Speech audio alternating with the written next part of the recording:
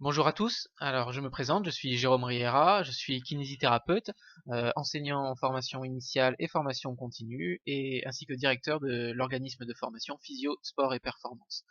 Alors, il y a quelques semaines, nous publions sur les réseaux sociaux une infographie sur les 10 choses à ne pas faire lorsque vous avez une tendinopathie. Cette infographie est inspirée d'une publication du professeur Jill Cook sur le blog de l'université de la Trobe, où elle revenait sur ces 10 points. Alors on est vraiment content parce que cette infographie a eu énormément de succès, c'est-à-dire qu'elle a été énormément vue et partagée sur les réseaux sociaux. Nous en sommes assez contents, mais nous avons eu quelques questions, quelques questionnements en tout cas sur le bien fondé de ces 10 items, de ces 10 affirmations. Donc en fait, ce que je vous propose dans ce petit webinar, c'est de passer en revue ces 10 items et de voir les quelques preuves récentes qui amènent à ces affirmations. Donc le premier item porte sur le repos complet qui peut être catabolique pour le tendon. Alors, effectivement, souvent en pratique, on entend souvent les gens qui ont des tendinopathies nous dire qu'on leur a conseillé de se mettre au repos, d'arrêter toute activité, etc., etc. Sauf que dans la réalité, les ténocytes, donc qui sont les cellules du tendon, qui vont produire donc les fibres de collagène, sont stimulés par mécanotransduction. Et la mécanotransduction, ça porte bien son nom, en fait, c'est la transmission de la charge à la cellule. Et cette transmission va se faire par le réseau de collagène. Donc, si on a une défaillance en fait structurelle de ce réseau de collagène, il va y avoir une incapacité de la matrice à transmettre la charge au ténocyte, et cela va, par une réaction en chaîne, amener à l'apoptose de la cellule, donc à la mort de la cellule. Alors Arnowski et Lavanigno ont énormément travaillé sur ce sujet, sur l'effet de la charge sur la cellule ou le manque de charge. Et en fait, ce qui se passe, c'est quand il y a ce manque de charge, alors qui peut être dû à soit un repos, une immobilisation par exemple complète, ou par l'usure du tendon, c'est-à-dire qu'on a un tendon qui est dégénéré, on va avoir des zones sans collagène en fait, en réalité. Eh bien, il va y avoir la production, en fait, ce manque de charge va entraîner au sein de la cellule la production de collagénase, qui est une enzyme qui va détruire le collagène, et donc on est un petit peu dans ce cercle vicieux qui amène à l'apoptose de la cellule. Donc le repos complet, non, sûrement pas. Toutefois, cliniquement, quand on est dans le cas d'une tendinopathie réactive, euh, on peut conseiller quand même aux patients 3-4 jours de repos, mais pas plus. De suite, il va falloir remettre en charge pour favoriser la stimulation, la production de collagène. Donc uniquement dans le cas de tendinopathie réactive, on peut quand même proposer 3-4 jours de repos, mais pas plus. Donc, l'item numéro 2 qui porte sur les traitements passifs. Alors, on va passer en revue différents types de traitements passifs, mais on va commencer par le populaire MTP. Effectivement, qui n'en a pas entendu parler, qui n'a pas au moins utilisé une fois.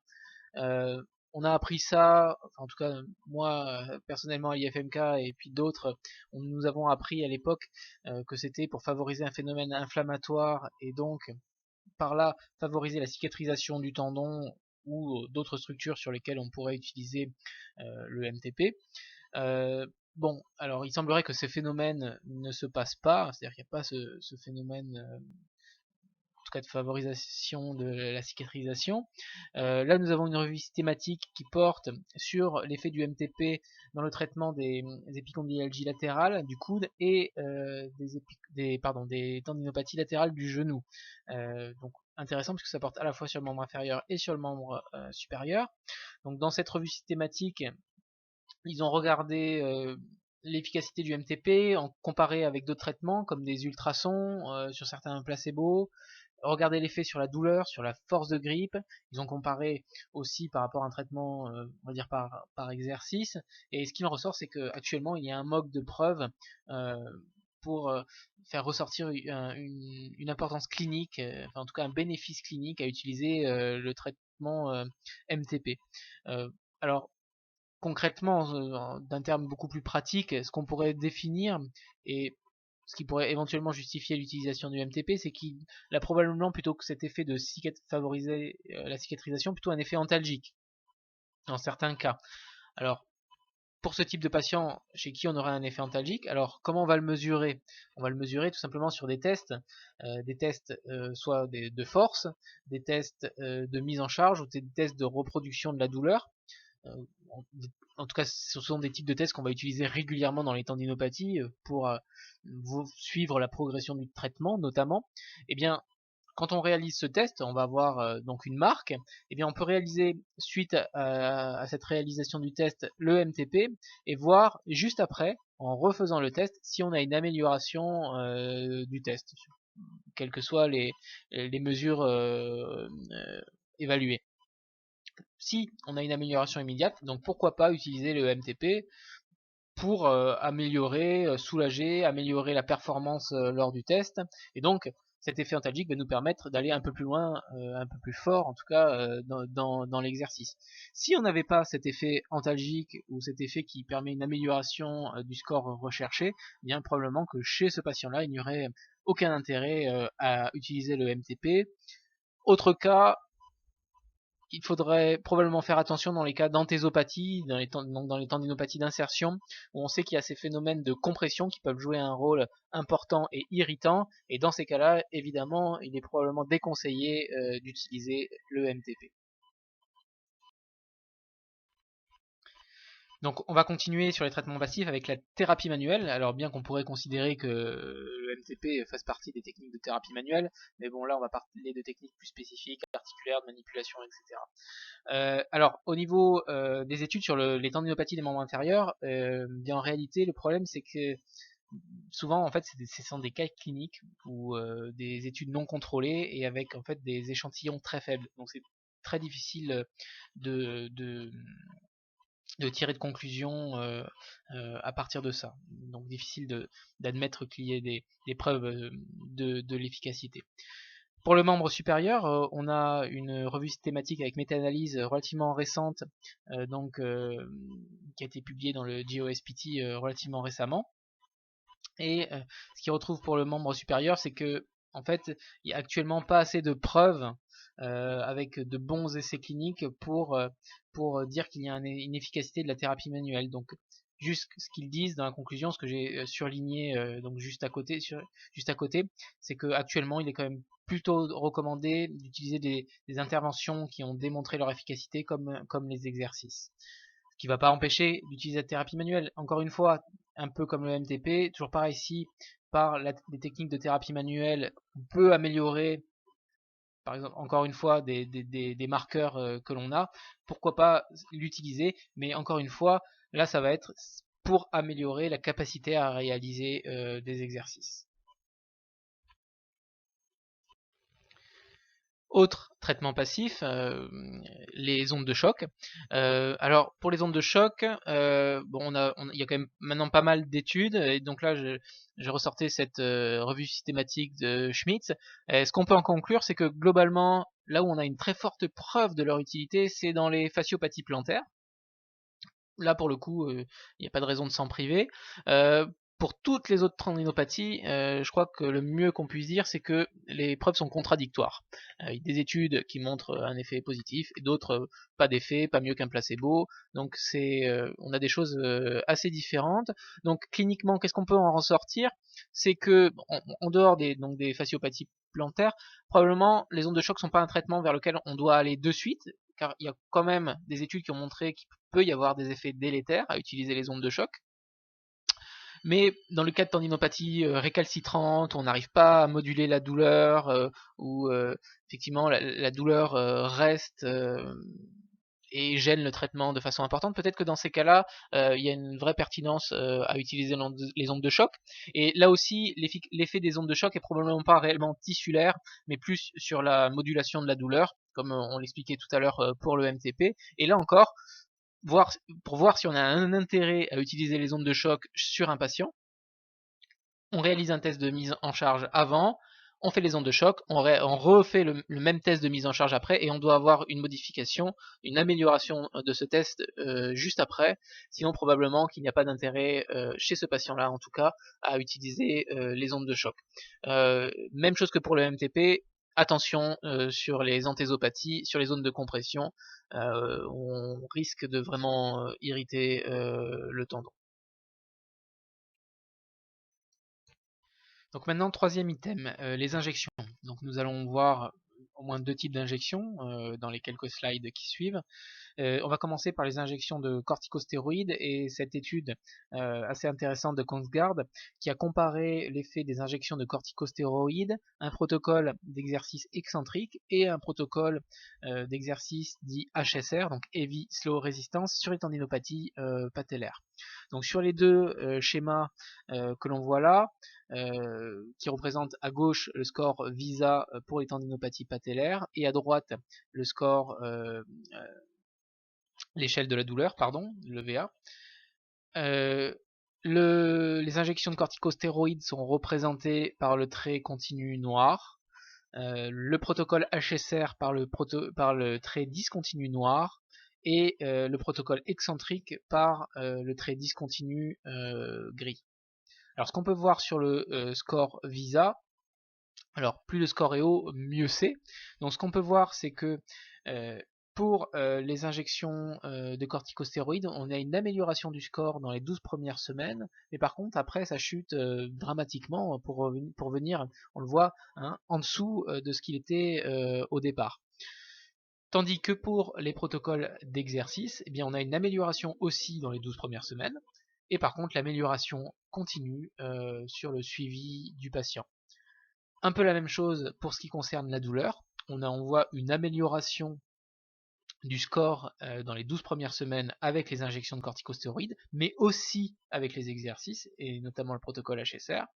Par contre, après, on voit que la douleur remonte au-delà des 12 semaines, tandis qu'elle continue à descendre, à s'améliorer avec les protocoles d'exercice. Alors, évidemment, dans ce slide, en tout cas dans cette étude, on pourra nous dire oui, mais alors si on combine l'exercice et les injections, est-ce que ça peut améliorer les choses? Eh bien, on va voir avec le slide suivant que pas forcément.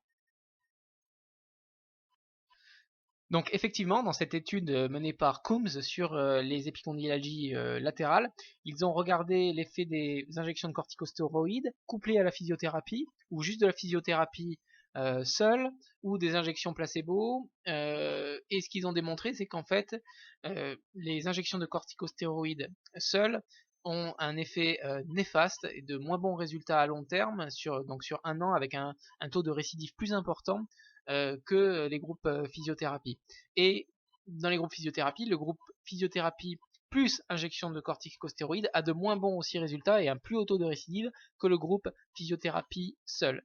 Pourquoi? Probablement parce que les injections de corticostéroïdes n'adressent pas en réalité les bons facteurs de développement des symptômes. Et ça, on va voir ça juste après. Donc effectivement, on voit dans cette revue systématique menée par Bendin que l'injection de glucocorticoïdes a des effets réellement négatifs sur le tendon, en tout cas in vitro. En fait, ils vont réduire la vie des cellules et la prolifération des cellules et donc la synthèse de collagène. Alors en fait, au départ, ils avaient proposé ces injections de corticostéroïdes pour stopper la prolifération vasculaire, pour stopper la prolifération cellulaire, mais le problème c'est que ça va créer des zones de nécrose dans le tendon, et donc au final on revient à ce manque de charge. S'il n'y a pas la charge sur le tendon, finalement la cellule va mourir. Donc globalement, en gros, en administrant des glucocorticoïdes dans le tendon, on tue un peu le tendon. Donc c'est pour ça que on retrouve ces effets mauvais à moyen et long terme des injections de glucocorticoïdes, de corticostéroïdes, à cause de ces effets néfastes sur le tendon. Donc maintenant, toujours dans le chapitre injection, on va parler des PRP qui sont utilisés, qui sont très à la mode, utilisés un petit peu à toutes les sauces en ce moment. Donc on a cette revue systématique, je crois qui date de fin 2014, donc assez récente, et qui regarde l'effet des PRP sur les lésions des tissus mous. Et la conclusion, c'est que au final, il n'y a pas assez de preuves actuellement pour supporter l'utilisation des PRP pour traiter ce type de blessure. un papier plus récent de Keane qui cherche à essayer de voir à quel point sont efficaces les injections de PRP pour traiter les blessures des tissus mous. Eh bien, ce qu'il en ressort, c'est que globalement, l'utilisation des PRP est de plus en plus utilisée pour traiter ce type de blessures. Euh, mais actuellement, il y a vraiment des preuves insuffisantes de leur efficacité clinique pour les utiliser. Et actuellement, ça devrait être vraiment réservé à la recherche. Euh, pour finir, je citerai cette phrase du professeur Karim Khan, qui est donc l'éditeur en chef du British Journal of Sports Medicine, qui est aussi l'auteur avec Peter Bruckner d'un livre de la Bible de la médecine du sport. Et ce qu'il a dit récemment, c'est que pour l'instant, les PRP, c'était une pratique vaudou dans le monde de la médecine du sport moderne. Donc, encore une fois, il faut ne pas hésiter à informer les patients de ce genre de choses parce que des fois cela leur est proposé malheureusement presque en première intention et non. Alors pourquoi pas au bout du bout essayer ce genre de choses mais actuellement on n'a vraiment pas assez de preuves pour justifier de leur utilisation.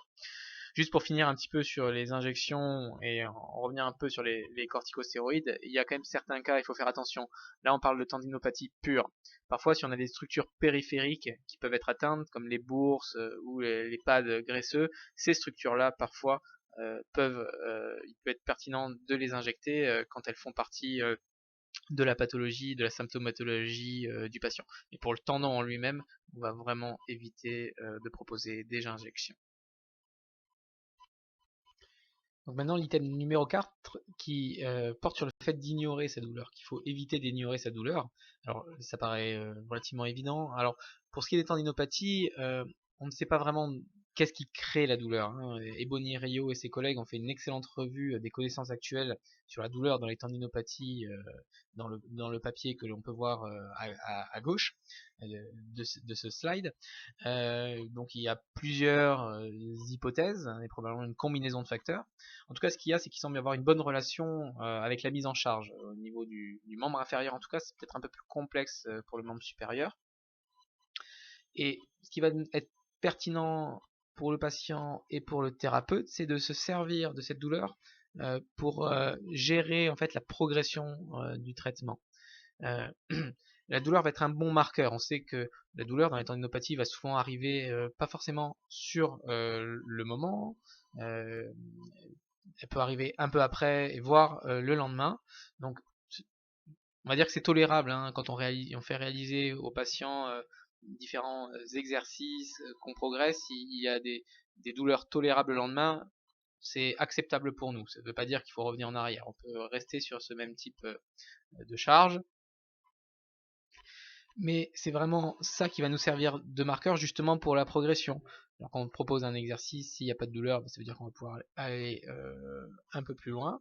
Si on a ces douleurs à un jour mais tolérable, à 24 heures mais tolérable, on va pouvoir probablement il va falloir rester au même niveau. Et si par contre on a des douleurs intolérables qui durent au-delà de 24 heures, 48 heures, là ça veut dire que soit lors de la rééducation, ou soit le patient dans ses activités y est allé trop fort.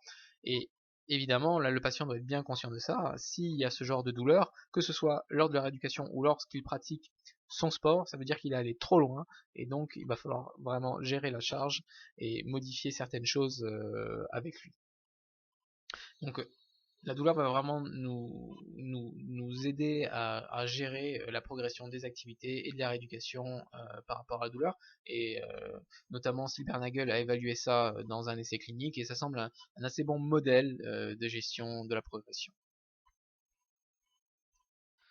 Donc maintenant, item numéro 5, qui dit qu'il ne faut pas étirer son tendon. Alors c'est assez intéressant quand même parce que c'est quand même quelque chose qu'on voit assez régulièrement comme recommandation. En tout cas, les praticiens recommandent régulièrement ça aux patients présentant des tendinopathies. Alors en fait, c'est plutôt dans les tendinopathies d'insertion qu'on va éviter l'étirement. Et cela du fait du phénomène de compression, de compression de la face articulaire du tendon sur l'os. On imagine bien par exemple le tendon d'Achille en flexion dorsale de cheville, la face articulaire du tendon qui va venir s'écraser contre le calcanéum. Alors il faut quand même savoir que dans ces zones d'insertion, le tendon est histologiquement adapté à la compression. Donc attention à pas forcément bannir complètement la compression, au contraire, elle va devoir être reproposée progressivement dans le processus de rééducation. Et il faut aussi garder en tête que la compression seule n'est pas forcément, en tout cas dans la recherche actuelle, on n'a pas pu démontrer que la compression seule était suffisante pour déclencher la tendinopathie. Il faut aussi des charges en tension. Euh, Cliniquement, on peut penser et on peut imaginer certains cas où la compression seule semble suffisante, notamment peut-être dans les tendinopathies glutéales, hein, du moyen fessier, où peut-être certaines positions de compression sont provocantes et la charge en tension absente. Alors après, ce qu'on peut poser comme question, c'est est-ce qu'il y a un intérêt à étirer? Est-ce qu'il y a des tendinopathie ou qui serait due ou un facteur de risque serait un manque de flexibilité du tendon. On peut en retrouver un peu dans la littérature, mais en général c'est plutôt l'inverse. On va vouloir une certaine raideur du tendon, et notamment si je pense au tendon d'Achille et dans des sports comme le sprint ou dans les sports de saut, où il y a vraiment besoin de cette raideur du tendon pour garder cette capacité à stocker et restituer l'énergie, cette fonction de ressort. Et autre part, ce que l'on peut dire, c'est qu'au final, et on voit cette revue systématique de Kieran O'Sullivan, McAuliffe et De Burka, qui ont montré que, eh bien en fait, lorsque l'on fait de l'exercice excentrique, eh bien on améliore la flexibilité du membre inférieur autant que si on fait des étirements. Donc au final, pourquoi proposer de l'étirement seul qui pourrait être irritant, alors qu'en fait, en réalisant des exercices excentriques, on améliore la flexibilité. Donc en fait, on fait coup double. Donc, y a-t-il un intérêt à étirer? Pas forcément. C'est pas forcément complètement à bannir ou à proscrire dans les tendinopathies corporelles notamment. On l'évitera dans les tendinopathies d'insertion, mais est-ce qu'il y a un intérêt? Pas sûr. Donc l'item numéro 6 qui dit d'éviter de masser son tendon, bon là je vous ramène à ce qu'on a vu sur le MTP. Et alors si toutefois on va vouloir éviter, ou en tout cas il n'y a pas d'intérêt à masser le tendon, pardon, dans certains cas on peut avoir de grosses contractures musculaires qui favorisent trop de tension sur le tendon, pourquoi pas, et là masser le muscle serait pertinent. Mais pour le tendon, je vous ramène à ce qu'on a vu au début de cette présentation. Donc l'item numéro 7, ne pas s'inquiéter de l'aspect de votre tendon à l'imagerie. Donc ce qu'il faut savoir, c'est que ça a été démontré dans de nombreuses études, c'est que la présence d'anomalies à l'imagerie est là chez énormément de personnes asymptomatiques. Et en fait, ça peut dépendre de l'âge et de l'activité pratiquée. Là aussi, pu démontrer que chez des gens qui pratiquent certaines activités, effectivement, on va avoir cette modification structurelle, mais qu'on pourrait peut-être qualifier presque d'adaptation en réalité, et qui reste asymptomatique la plupart du temps. Donc ça, il faut bien l'expliquer aux patients, parce que souvent ils arrivent avec l'image, oui, mais mon tendon est comme ça, etc. Alors expliquer que finalement, en fonction de ce qu'il fait, en fonction de son âge, c'est ce qu'on attend de retrouver à l'imagerie, c'est pas forcément corrélé aux symptômes, et en tout cas ce qui est certain, et ce que ça veut dire, c'est qu'on peut très bien avoir le tendon dans un état un peu particulier, dégénératif, et que probablement ça de toute façon ça ne changera pas, mais qu'on peut avoir cet aspect-là de tendon et être complètement asymptomatique. Alors ce qui est certain en tout cas, c'est que toutes les personnes qui ont des symptômes présentent des anomalies à l'imagerie, et aussi, ce qu'ont pu démontrer dans une revue systématique Sean McAuliffe et ses collègues, c'est que c'est probablement un facteur de risque. Les anomalies structurelles sont probablement un facteur de risque x5, hein, c'est ce qu'ils ont démontré dans cette revue, pour développer de la symptomatologie. Alors à quel point c'est un intérêt clinique de savoir ça? Bon, c'est à voir. Est-ce que c'est les athlètes qui présentent des anomalies, on leur propose un programme spécifique? Le problème, c'est qu'on n'a pas de preuve que tel ou tel programme puisse limiter le risque de blessure. Et puis ensuite, on va parler du coût évidemment que cela engendre de passer des imageries à toutes sortes d'athlètes. et ensuite proposer des programmes individuels à chacun de ces athlètes. Actuellement, on n'a absolument pas de preuves, en tout cas, qui nous permettent de justifier ça, et de toute façon, il reste qu'une très grande majorité de ces personnes-là ne développeront jamais de symptômes. Donc, évitez, faites en sorte que le patient ne s'inquiète pas de ce qu'il a pu voir à l'image. Item numéro 8. Pensez, lorsque l'on a une tendinopathie, qu'il y a un risque de rupture tendineuse. Question qui revient souvent chez les patients, notamment quand on leur commence à leur faire des exercices, faire des exercices, pardon, avec pas mal de charges, etc. Oui, mais ça risque de casser. Non, alors, enfin non. Il y a très peu de chances que cela arrive. Alors, ce que l'on sait, c'est que tous les tendons, en tout cas qui sont victimes de rupture, avaient un état structurel pathologique. Pas forcément symptomatique, mais pathologique. Le tendon était dans un état pathologique, dégénératif, etc. Mais ce qu'il y a, c'est qu'on a vu qu'il y avait peu de relation finalement entre la structure et les symptômes, et souvent, en fait, la majorité des ruptures surviennent alors que les personnes ne décrivaient pas de symptômes avant. Donc, à pondérer, et on va voir aussi dans la slide suivante ce qu'il en est du risque. Donc, pour le risque de rupture, eh bien, cette étude très récente, qui date de 2017, hein, donc de cette année, évalue le risque d'une rupture du tendon d'Achille après, enfin, en tout cas chez quelqu'un à qui a été diagnostiqué une tendinopathie achilléenne. Eh bien, les conclusions de cette étude montrent qu'ils ont retrouvé, en analysant les données, que il y a environ 4% des gens qui ont d'abord eu un diagnostic de tendinopathie achilléenne qui ont eu une rupture tendineuse. Bon, alors évidemment attention, chiffres à pondérer, parce qu'évidemment le problème là, c'est que combien aussi de patients qui ont eu une rupture tendineuse n'avaient pas été diagnostiqués avec la tendinopathie achilléenne avant, alors qu'ils en avaient une ou ne s'étaient pas déclarés. Voilà, donc c'est à pondérer, mais toutefois il semble que le risque soit quand même relativement faible de subir une rupture tendineuse lorsque l'on a une tendinopathie. Neuvième item, prendre des raccourcis dans votre rééducation. Alors il faut comprendre que la rééducation des tendinopathies, cela prend du temps. Euh, En général, alors sauf dans les cas de tendinopathies réactives qui juste avec un petit peu de repos peuvent passer toutes seules, mais la plupart du temps ça prendra 3 mois, voire plus, hein. Par exemple sur les épicondylalgies latérales, les moyennes de durée sont de 1 an à peu près, hein. Et encore avec des récurrences à 5 ans. Mais donc l'idée c'est que ça va prendre du temps et que ça va se faire par étapes, comme on le voit sur le schéma de Jill Cook et Sean Docking là à côté. On voit que ça se fait par très petites étapes. Globalement, ce que l'on va voir, c'est que on va voir une amélioration de la fonction qui va bien progresser, et la douleur ça va être un peu différent. C'est-à-dire que la personne va avoir moins de pics de douleur au fur et à mesure de la rééducation, et petit à petit, progressivement, ça va descendre, tandis que la fonction va progresser de manière régulière. Pour la douleur, c'est un peu plus difficile, et donc il va falloir vraiment gérer cette douleur et redonner les capacités au tendon, et cela prend du temps. Redonner ses capacités fonctionnelles, c'est-à-dire lui redonner la possibilité de supporter la charge fonctionnelle qui lui est administrée par le patient. Donc ça va prendre du temps. Il y a rarement de raccourcis avec ce genre de choses, avec ce genre de rééducation. Quand on a des résultats très rapides, en général c'est sur l'antalgie, mais la fonction du tendon n'est pas retrouvée. Cela, encore une fois, prend du temps.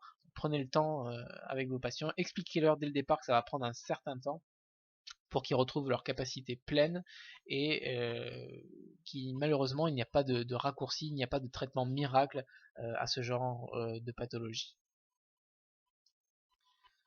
Enfin, l'item numéro 10, le fait que le patient ne comprenne pas ce qu'est une charge élevée pour son tendon. C'est très important de lui expliquer, parce que c'est ça qui va lui permettre et nous permettre de moduler la charge. Alors les charges élevées pour les tendons, pour les membres inférieurs, c'est ce qui va être sprinter, sauter, des changements de direction. Et donc là, on doit avoir une éducation vis-à-vis du patient, et en fait, comme on l'a déjà vu, la gestion de la charge, la gestion de la douleur, en fait, sont les éléments clés de la réussite de votre traitement.